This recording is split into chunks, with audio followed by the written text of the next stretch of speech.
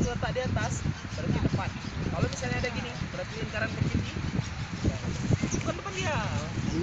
Kelilingi dia. Kelilingi dia. Kalau udah di atas gini. Nah, kalau dia agak letak gini, berarti setengah lingkaran di depan. Kalau dia gini, di atas dan separah, berarti dikelilingi dia. Paham dia? Mau sisian. Hah? Ya, buat kode. Apa? Kapal kode. Dan lari apa? Nyanyi yang lupa heboh-heboh. Cari gerak-gerak lah, tak bergerak-gerak kalian kan. Susah pas larinya itu.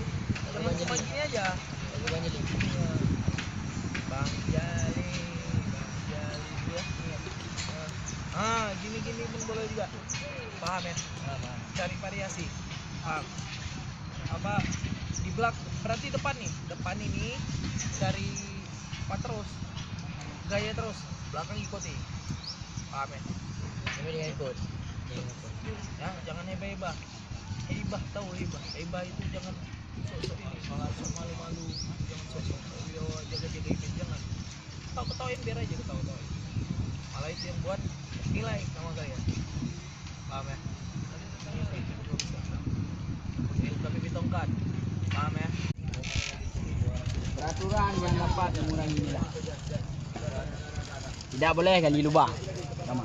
Ini apa? Pagar sama keperang apa? Itu gali maksudnya lubang-lubang apa? Itu nggak boleh. Apa? Gali lubang di sekitar ini. Dalam. Itu tidak boleh radius 2 meter ada sampah. 2 meter sana. Boleh. Datang. Itu sampah buang. Radius 2 meter.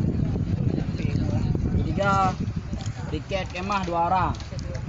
Itu tenda.